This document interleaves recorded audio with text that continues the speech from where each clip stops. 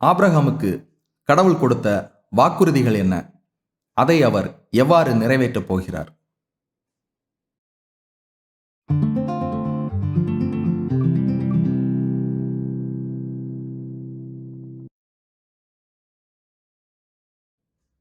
இந்த காணொளி கேள்வி பதில் தொடர் பட்டியலில் 20வது காணொளியின் 2வது பாகமாக சேர்க்கப்பட்டுள்ளது.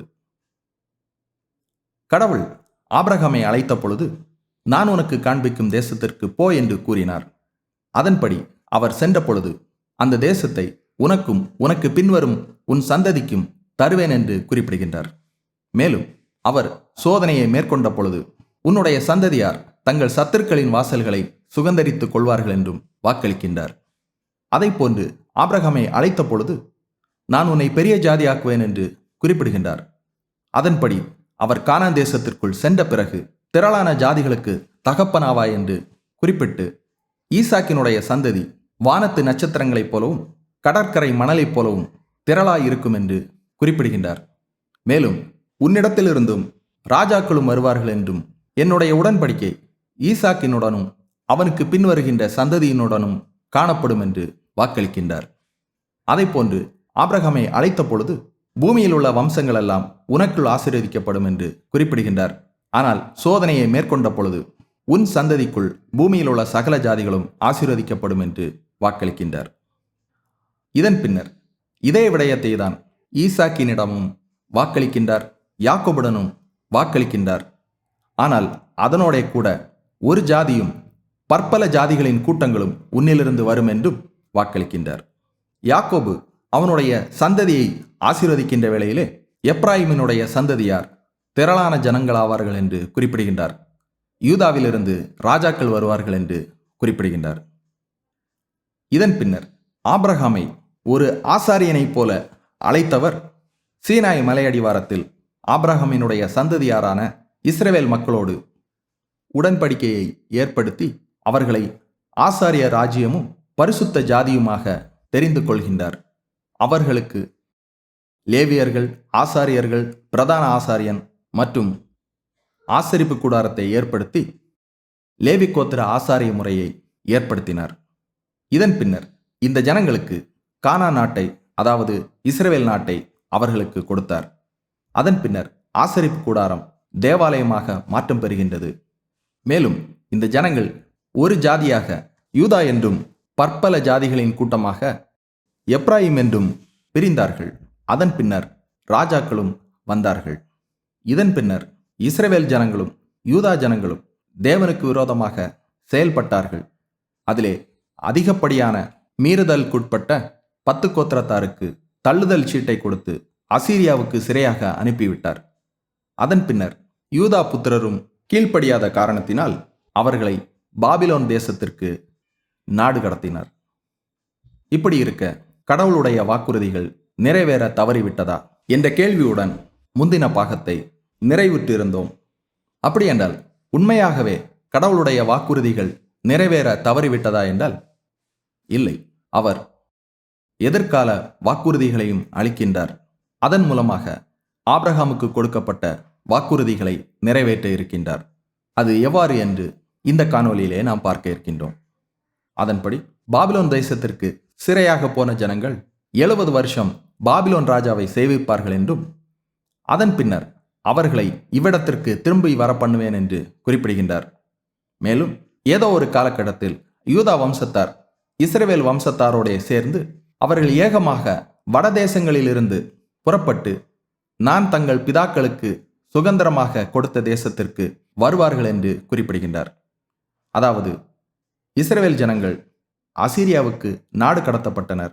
அதன் பின்னர் யூதா புத்திரர் பாபிலோனுக்கு நாடு கடத்தப்பட்டனர். 70 வருடங்களுக்கு பின்னர் யூதா வம்சத்தார் திரும்பி வருவார்கள் என்று குறிப்பிடுகின்றார். அது மட்டுமல்லாமல் இஸ்ரவேல் புத்திரரும் யூதா புத்திரரும் ஏகமாக கூட்டி சேர்க்கப்படுவார்கள் என்று குறிப்பிடுகின்றார். மேலும் தள்ளுதல் சீட்டை பெற்று தம்மிடமிருந்து பிரிந்து சென்ற ஜனங்களை மீண்டுமாக நியாயப்பிரமாணத்தின்படி சேர்த்து கொள்ள முடியாது. அது அருவருப்பாக காணப்படும். ஆகையினால் பின்னாட்களிலே இஸ்ரவேல் குடும்பத்தோடும் யூதா குடும்பத்தோடும் புது உடன்படிக்கையை ஏற்படுத்துவேன் என்று வாக்களிக்கின்றார். இந்த உடன்படிக்கை எகிப்து தேசத்திலிருந்து அழைத்து வந்த பொழுது ஏற்படுத்திய உடன்படிக்கையைப் போல இருப்பதில்லை. மாறாக அவர் பண்ணுகின்ற உடன்படிக்கை என்னவென்றால், என் நியாயப்பிரமாணத்தை அவர்கள் உள்ளத்திலே வைத்து அதை அவர்கள் இருதயத்திலே எழுதி, நான் அவர்கள் தேவனாயிருப்பேன், அவர்கள் என் ஜனமாயிருப்பார்கள், நான் அவர்கள் அக்கிரமத்தை மன்னித்து அவர்கள் பாவங்களை இனி நினையாதிருப்பேன் என்று வாக்களிக்கின்றார். மேலும் வானத்தின் நேமங்கள் எனக்கு முன்பாக இல்லாதபடி போனால் மாத்திரமே இந்த ஜனங்களும் எனக்கு முன்பாக ஒரு ஜாதியாய் இராதபடிக்கு அற்றுப்போவார்கள் என்று வாக்களிக்கின்றார். அதாவது, பின்னாட்களில் புது உடன்படிக்கையை ஏற்படுத்துவேன் என்றும் இந்த ஜனங்களை தள்ளிவிட மாட்டேன் என்றும் வாக்களிக்கின்றார். மேலும் என் நாடுகளில் மீதியாய் இருப்பவைகளை துரத்தி இருந்த எல்லா தேசங்களிலும் இருந்து சேர்த்து அவைகளை திரும்ப அவைகளின் தொழுவங்களுக்கு கொண்டு வருவேன் என்றும், தாவீதுக்கு ஒரு நீதி உள்ள கிளையை எழும்ப பண்ணுவேன், அவர் ராஜாவாயிருந்து ஞானமாய் ராஜரீகம் பண்ணி பூமியிலே நியாயத்தையும் நீதியையும் நடப்பிப்பார், அவர் நாட்களில் யூதா ரட்சிக்கப்படும், இஸ்ரவேல் சுகமாய் வாசம் பண்ணும் என்றும் வாக்களிக்கின்றார். மேலும் இந்த ஜனங்களை குறித்து, இஸ்ரவேலே, உன் ஜனங்கள் சமுத்திரத்தின் மணலத்தினையாயிருந்தாலும் அவர்களில் மீதியாயிருப்பவர்கள் மாத்திரம் திரும்புவார்கள், தீர்மானிக்கப்பட்ட அழிவு நிறைந்த நீதியோடே புரண்டு வரும், சேனைகளின் கர்த்தராகிய ஆண்டவர் தேசத்திற்குள்ளெங்கும் தீர்மானிக்கப்பட்ட அழிவை வர செய்வார் என்று குறிப்பிடுகின்றார். அதாவது, அவருடைய நாட்களில் இஸ்ரவேல் மற்றும் யூதா ரட்சிக்கப்படும் என்றும், இந்த ஜனங்கள் திரளாக காணப்பட்டாலும் அதில் மீதியாயிருப்பவர்கள் மாத்திரம் அவரிடத்திலே திரும்புவார்கள், அவர்கள்தான் காப்பாற்றப்படுவார்கள் என்றும், மீதமுள்ள அனைவரும் அழிக்கப்படுவார்கள் என்றும் குறிப்பிடுகின்றார். மேலும் இன்னும் ஒரு முக்கியமான விடயம் என்னவென்றால், வானத்தின் நேமங்களை அற்றுப்போக பண்ணினால் மாத்திரமே தாவீதோடே பண்ணின உடன்படிக்கை, அதாவது அவன் சிங்காசனத்தில் அரசாளும் குமாரன் அவனுக்கு இல்லாமல் போவான் என்பதும், என் ஊழியக்காரராகிய லேவியரோடும் ஆசாரியரோடும் நான் பண்ணின உடன்படிக்கை, அதாவது அவர்கள் எனக்கு ஆசாரிய ஊழியத்தை செய்வார்கள் என்பதும் அப்பொழுதுதான் அவமாகும் என்று குறிப்பிடுகின்றார். மேலும் வானத்து நட்சத்திரங்கள் எண்ணப்படாததும் கடற்கரை மணல் அளக்கப்படாததுமாய் இருக்கிறது போல என் தாசனாகிய தாவீதின் சந்ததியையும் எனக்கு ஊழியம் செய்கிற லேவியரையும் வர்த்திக்க பண்ணுவேன் என்று குறிப்பிடுகின்றார். அது மட்டுமல்லாமல் இந்த ஜனங்கள் கடவுள் இந்த 2 ஜாதிகளையும் தள்ளிவிட்டார் என்று கூறுகின்றார்கள். ஆனால் அது அவ்வாறில்லை. ஆபிரகாம், ஈசாக்கு, யாக்கோபு என்பவர்களின் சந்ததியை ஆளத்தக்கவர்களை அதிலிருந்து எடுக்காதபடிக்கு வெறுத்து போட மாட்டேன் என்றும், இந்த ஜனங்களுடைய சிறையிருப்பை திருப்புவேன் என்றும் வாக்களிக்கின்றார். அதாவது, தாவீதுக்கு நிச்சயமாக ஒரு குமாரன் காணப்படுவான், அவன் அரசாளுவான் என்றும், தாவீதின் சந்ததி ஆளுகை செய்பவர்களாகவும் லேவிய ஆசாரியர்கள் ஊழியம் செய்பவர்களாகவும் காணப்படுவார்கள் என்றும், இவர்கள் வானத்து நட்சத்திரங்களைப் போலவும் கடற்கரை மணலைப் போலவும் இருப்பார்கள் என்றும் கூறி, இவர்களை கொண்டு ஆபிரகாம், ஈசாக்கு, யாக்கோபு என்பவர்களின் சந்ததியை ஆளத்தக்கவர்களாக ஏற்படுத்துவேன் என்றும் குறிப்பிடுகின்றார். இதன் பின்னர் மேதிய பெர்ஷியர்களின் ராஜ்யத்தின் நாட்களில் இந்த ஜனங்கள் அவர்களுடைய ஆளுகையின் கீழ் காணப்பட்டாலும், கோரேசினுடைய நாட்களில் 70 வருட சிறையிருப்பு முடிந்து இந்த ஜனங்களில் சிறு கூட்டத்தார் ஆலயம் கட்டும்படி திரும்பினார்கள். அந்த காலகட்டத்தில் மீண்டுமாக கடவுள் சகரியா தீர்க்கதரிசியின் மூலமாக சில வாக்குறுதிகளை அருளுகின்றார். அதிலே, இதோ ஒரு புருஷன், அவருடைய நாமம் கிளை எனப்படும், அவர் தம்முடைய ஸ்தானத்திலிருந்து முளைத்தெழும்பி கர்த்தருடைய ஆலயத்தை கட்டுவார், தம்முடைய சிங்காசனத்தின் மேல் வீற்றிருந்து ஆளுகை செய்வார், தம்முடைய சிங்காசனத்தின் மேல் ஆசாரியராயும் இருப்பார் என்று குறிப்பிடுகின்றார். அதாவது, ஒரு புருஷன், அவருடைய பெயர் கிளை, அதாவது தாவீதினுடைய நீதியின் கிளை. இவர் ராஜாவாகவும் காணப்படுவார், ஆசாரியராகவும் காணப்படுவார் என்று குறிப்பிடுகின்றார். மேலும் இவர் ஆலயத்தை கட்டுவார் என்றும் குறிப்பிடுகின்றார். இதன் பின்னர் கிரேக்கர்களுடைய ராஜ்யபாரத்தின் கீழாக காணப்பட்டார்கள். அதன் பின்னர் ரோமர்களுடைய ஆளுகையின் கீழாகவும் காணப்பட்டார்கள். அந்த காலகட்டத்திலே ஆபிரகாமினுடைய வம்சத்தில் வந்த தாவீதின் குமாரனாகிய இயேசு கிறிஸ்து இந்த பூமியிலே பிறந்தார். அவரும் பழைய ஏற்பாட்டின் தீர்க்கதரிசிகளைப் போன்று இஸ்ரவேல் ஜனங்களை மனம் திரும்பும்படி கூறிய வண்ணமாக இவரும் மனம் திரும்பும்படி அறைகூவல் விட்டார். ஏனென்றால் தேவனால் முன்னுரைக்கப்பட்டு தேவனால் ஏற்படுத்தப்படுகின்ற அந்த ராஜ்யம் சமீபமாயிருக்கின்றது என்று பிரசங்கம் பண்ண தொடங்கினார். அதன் பின்னர் புதிய உடன்படிக்கையின் காரியங்களை குறித்தும் பரலோக ராஜ்யத்தின் காரியங்களை குறித்தும் அந்த ஜனங்களுக்கு போதித்தார். மேலும் அசீரியாவுக்கு சிறையாக சென்று புறஜாதிகளின் மத்தியிலே காணப்படுகின்ற 10 கோத்திரத்தாரை நோக்கி எரேமியா மனம் திரும்பும்படி அழைப்பு விடுத்தார். அதை போன்று இவரும் தம்முடைய சீஷர்களை அனுப்புகின்ற வேளையிலே, நீங்கள் புறஜாதியார் நாடுகளுக்கு போகாமலும் சமாரியா பட்டணங்களில் பிரவேசியாமலும் காணாமல் போன ஆடுகளாகிய இஸ்ரவேல் வீட்டாரிடத்திற்கு போங்கள் என்று குறிப்பிடுகின்றார். இதன் பின்னர் சீனாய் மலையடிவாரத்தில் உம்முடைய சொற்களின்படி கேட்போம் என்று கூறிய இஸ்ரவேல் ஜனங்களின் மேல் பலியிடப்பட்ட காளையினுடைய இரத்தத்தை மோசே தெளித்து, கடவுள் உங்களுக்கு கட்டளையிட்ட உடன்படிக்கையின் இரத்தம் இதுவே என்று கூறிய வண்ணமாக அவர் மரிப்பதற்கு முன்னர் கடைசி ராவிருந்திலே திராட்சை ரசத்தை எடுத்து அதை ஸ்தோத்திரம் பண்ணி, இது பாவ மன்னிப்பு உண்டாகும்படி அநேகருக்காக சிந்தப்படுகிற புது உடன்படிக்கைக்குரிய என்னுடைய இரத்தமாயிருக்கிறது என்று குறிப்பிடுகின்றார். இவ்வாறு அவர் மரித்து உயிர்த்தெழுந்து புதிய உடன்படிக்கையை ஏற்படுத்தினார். இதனை குறித்து எபிரேயரினுடைய 8ஆம் அதிகார பகுதிகளிலே, அந்த முதலாம் உடன்படிக்கை பிழையில்லாதிருந்ததானால் 2ஆம் உடன்படிக்கைக்கு இடம் தேவையில்லையே, அவர்களை குற்றப்படுத்தி அவர்களை நோக்கி, இதோ கர்த்தர் சொல்லுகிறது என்னவென்றால், இஸ்ரவேல் குடும்பத்தோடும் யூதா குடும்பத்தோடும் நான் புது உடன்படிக்கையை ஏற்படுத்தும் காலம் வருகிறது என்றும், புது உடன்படிக்கை என்று அவர் சொல்கிறதுனாலே முந்தினதை பழைமையாக்கினார், பழைமையானதும் நாள்பட்டதுமாயிருக்கிறது, உருவழிந்து போக காலம் சமீபித்திருக்கிறது என்று குறிப்பிடுகின்றார். மேலும் எபிரேயரினுடைய 10ஆம் அதிகார பகுதிகளிலே, பரிசுத்தமாக்கப்படுகிறவர்களை ஒரே பலியினாலே இவர் என்றென்றைக்கும் பூரணப்படுத்தி இருக்கிறார். இதை குறித்து பரிசுத்த ஆவியானவரும் நமக்கு சாட்சி சொல்கிறார். எப்படியெனில், அந்நாட்களுக்கு பின்பு நான் அவர்களுடைய பண்ணும் உடன்படிக்கையாவது, நான் என்னுடைய பிரமாணங்களை அவர்களுடைய இருதயத்திலே வைத்து அவைகளை அவர்களுடைய மனதிலே எழுதுவேன் என்று கர்த்தர் சொல்லுகிறார் என்பதை உரைத்த பின்பு, அவர்களுடைய பாவங்களையும் அவர்களுடைய அக்கிரமங்களையும் நான் இனி நினைப்பதில்லை என்பதை சொல்லுகிறார் என்று குறிப்பிடுகின்றார். இவ்வாறு புறஜாதி ராஜ்யங்களின் கீழாக, அதாவது ரோம ராஜ்யத்தின் கீழாக காணப்படுகின்ற இந்த ஜனங்களுடன் புதிய உடன்படிக்கையை இயேசு கிறிஸ்துவின் மூலமாக ஏற்படுத்தி ஆபிரகாமினுடைய ஆசீர்வாதம் இன்னும் உயிரோட்டத்தோட தான் காணப்படுகிறது என்பதை ஊர்ஜிதப்படுத்துகின்றார். அடுத்ததாக இந்த உடன்படிக்கையை எங்கே வைத்து ஏற்படுத்தினார் என்கிற பொழுது, தொடக்கூடியதும் அக்கினி பற்றி எறிகிறதுமான சீனாய் மலையினிடத்திற்கு நீங்கள் வரவில்லை, மாறாக சீயோன் மலையினிடத்திற்கும் ஜீவனுள்ள தேவனுடைய நகரமாகிய பரம எருசலேமினிடத்திற்கும் புதிய உடன்படிக்கையின் மத்தியஸ்தராகிய இயேசுவினிடத்திற்கும் வந்து சேர்ந்தீர்கள் என்று குறிப்பிடுகின்றார். ஆகையினால் இந்த உடன்படிக்கை சீயோன் மலையில் வைத்து ஏற்படுத்தப்படுகின்றது. மேலும் இந்த உடன்படிக்கையின்படி ஆபிரகாமினுடைய சந்ததி யாரென்றால், ஆபிரகாமுக்கும் அவனுடைய சந்ததிக்கும் வாக்குத்தத்தங்கள் பண்ணப்பட்டன. சந்ததிகளுக்கு என்று அநேகரை குறித்து சொல்லாமல் உன் சந்ததிக்கு என்று ஒருவனை குறித்து சொல்லியிருக்கிறார். அந்த சந்ததி கிறிஸ்துவே என்று குறிப்பிடுகின்றார். அதாவது ஆபிரகாமினுடைய வாக்குத்தத்தமாக குறிக்கப்பட்ட சந்ததி இயேசு கிறிஸ்து என்று குறிப்பிடுகின்றார். மேலும் இந்த உடன்படிக்கையின்படி ஈசாக்கின் சந்ததி யாரென்றால், இஸ்ரவேல் வம்சத்தார் எல்லாரும் இஸ்ரவேலர் அல்லவே, அவர்கள் ஆபிரகாமின் சந்ததியானாலும் எல்லாரும் பிள்ளைகள் அல்லவே, ஈசாக்கினிடத்தில் உன் சந்ததி விளங்கும் என்று சொல்லியிருந்ததே. அது எப்படி எனில், மாம்சத்தின்படி பிள்ளைகளானவர்கள் தேவனுடைய பிள்ளைகள் அல்ல, வாக்குத்தத்தத்தின்படி பிள்ளைகளானவர்களே அந்த சந்ததி என்றெண்ணப்படுகிறார்கள் என்று குறிப்பிடுகின்றார்.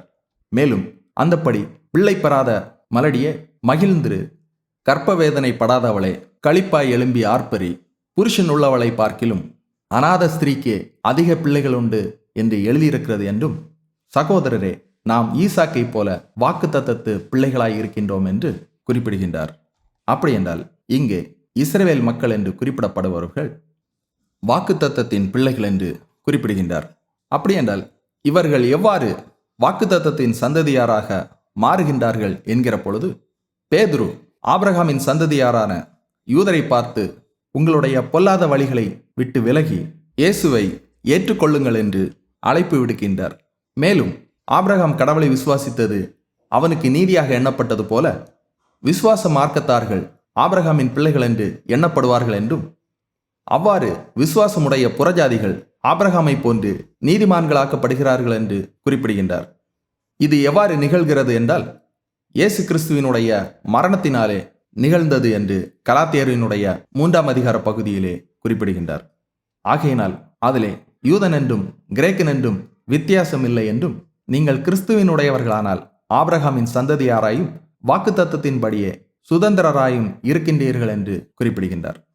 அப்படியென்றால் ஆபிரகாம் தேவனை விசுவாசித்ததைப் போன்று இயேசு கிறிஸ்துவின் மேல் யாரெல்லாம் விசுவாசம் வைக்கின்றார்களோ அவர்களே வாக்குத்தத்தத்தின் சந்ததி என்று குறிப்பிடுகின்றார். மேலும் எபேசியரினுடைய 2ஆம் அதிகார பகுதிகளிலே புறஜாதியானவர்களை விருத்த சேதனமுடையவர்கள், விருத்த சேதனம் இல்லாதவர்கள் என்று எண்ணப்பட்டு இஸ்ரவேலினுடைய காணியாட்சிக்கு புறம்பானவர்களாக காணப்பட்டார்கள் என்று குறிப்பிடுகின்றார். ஆனால் கிறிஸ்துவோ யூதருக்கும் புறஜாதிகளுக்கும் நடுவே தம்முடைய மரணத்தின் மூலமாக சமாதானத்தை ஏற்படுத்தி ஒரே சரீரமாக தேவனுக்கு ஒப்புக் கொடுத்தார் என்று குறிப்பிடுகின்றார். அது மட்டுமல்லாமல், நீங்கள் இனி அந்நியரும் பரதேசிகளுமாயிராமல் பரிசுத்தவான்களோட ஒரே நகரத்தாரும் தேவனுடைய வீட்டாருமாய் இருக்கிறீர்கள் என்று குறிப்பிடுகின்றார். அப்படியென்றால் இதற்குள் யூதர்களும் புறஜாதியார்களும் ஒரே வீட்டாராக காணப்படுகின்றார்கள் என்று குறிப்பிடுகின்றார். மேலும் புதிய உடன்படிக்கையின் கீழாக வந்த ஜனங்களை தெரிந்து கொள்ளப்பட்ட சந்ததியாயும் ராஜரிகமான ஆசாரிய கூட்டமாயும் பரிசுத்த ஜாதியாயும் அவருக்கு சொந்தமான ஜனமாயும் இருக்கிறீர்கள் என்று குறிப்பிடுகின்றார். அதாவது கிறிஸ்துவை பின்பற்றுகின்ற ஜனங்களை ஆசாரிய ராஜ்யமாயும் பரிசுத்த ஜாதியாராயும் காணப்படுகின்றீர்கள் என்று குறிப்பிடுகின்றார். மேலும் சகரியா தீர்க்கதரிசியினாலே கூறப்பட்ட வண்ணமாக இயேசு கிறிஸ்துவே தம்முடைய ஆலயத்தை கட்டுவார். அதன்படி அப்போஸ்தலர் தீர்க்கதரிசிகள் என்பவர்களுடைய அஸ்திபாரத்தின் மேல் கட்டப்பட்டு வருகிறீர்கள். அதற்கு இயேசு கிறிஸ்து தாமே மூலைக்கல்லாய் இருக்கிறார்.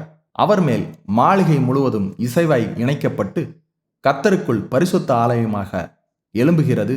அவர் மேல் நீங்களும் ஆவியினாலே தேவனுடைய வாசஸ்தலமாக கூட்டி கட்டப்பட்டு வருகின்றீர்கள் என்று குறிப்பிடுகின்றார். மேலும் பழைய உடன்படிக்கையின் கீழாக தேவன் வாசம் செய்ய விரும்பின ஆசரிப்பு கூடாரம் அல்லது தேவாலயம் புதிய உடன்படிக்கையின் கீழாக நீங்கள்தான் என்று குறிப்பிடுகின்றார். அப்படியென்றால் இயேசு கிறிஸ்து மூலைக்கல்லாகவும் அவரை பின்பற்றுகின்றவர்கள் தேவாலயத்தின் கட்டடமாகவும் கட்டப்பட்டு வருகின்றார்கள் என்று குறிப்பிடுகின்றார். மேலும் லேவி கோத்திர ஆசாரிய முறை பூரணப்படுத்துதலை உண்டாக்கவில்லை. ஆகையினால் மெல்கிசேதேக்கினுடைய முறைமையின்படி ஆசாரிய முறை ஏற்படுத்தப்பட்டிருக்கின்றது என்று குறிப்பிடுகின்றார். அதாவது ஒரே நபர் ஆசாரியராகவும் ராஜாவாகவும் காணப்படுவார். இதைத்தான் சகரியா குறிப்பிட்டிருந்தார். அதன்படி இயேசு கிறிஸ்து கர்த்தாதி கர்த்தரும் ராஜாதி ராஜாவும் நித்திய பிரதான ஆசாரியருமாய் காணப்படுகின்றார். அதைப்போன்று அவரை பின்பற்றுகின்றவர்கள் ராஜாக்களும் ஆசாரியருமாக காணப்படுகின்றார்கள். பழைய உடன்படிக்கையின் கீழாக ஆளுகை செய்வதும் ஆசாரி ஊழியம் செய்வதும் தனித்தனியாக காணப்பட்டது. புதிய உடன்படிக்கையின் கீழாக ஒன்றாக சேர்க்கப்படுகின்றது. அப்படியென்றால் இயேசு கிறிஸ்து மெல்கிசேதேக்கினுடைய முறைமையின்படி பிரதான ஆசாரியனாகவும் அதே வேளையிலே ராஜாதி ராஜாவாகவும் காணப்படுகின்றார். அவரை பின்பற்றுகின்றவர்கள் ஆசாரியர்களாகவும் ராஜாக்களாகவும் காணப்படுகின்றார்கள். இந்த ஜனங்களுக்கு வாக்குறுதி அளிக்கப்பட்ட நிலம் எது என்கிற பொழுது விசுவாச வீரர்கள் தேடி சென்றது சுய தேசம் என்று குறிப்பிடுகின்றார். அது என்ன என்கிற பொழுது மேன்மையான பரமதேசத்தை விரும்பினார்கள் என்று குறிப்பிடுகின்றார். ஆனால் இவர்களெல்லாம் விசுவாசத்தினாலே நற்சாட்சி பெற்றும் வாக்குத்தத்தம் பண்ணப்பட்டதை அடையாமல் போனார்கள். அவர்கள் நம்மை அல்லாமல் பூரணராகாத படிக்கு விசேஷித்த நன்மையானதொன்றை தேவன் நமக்கென்று முன்னதாக நியமித்தார் என்று குறிப்பிடுகின்றார். அதாவது கிறிஸ்துவை பின்பற்றுகின்றவர்களுக்கு பரமதேசத்தை வாக்களிக்கின்றார். அப்படியென்றால் கிட்டத்தட்ட முதலாம் உடன்படிக்கைக்கு கீழாக கொடுக்கப்பட்ட அனைத்துமே கிறிஸ்துவை பின்பற்றுகின்றவர்களுக்கு என்று மாற்றம் பெறுகின்றது. அப்படியென்றால் விசுவாசமற்ற இஸ்ரவேலர்கள் நிராகரிக்கப்பட்டார்களா என்ற கேள்வி எழுகின்றது. இதற்கான பதிலை அடுத்த பாகத்திலே நாம் பார்க்கலாம்.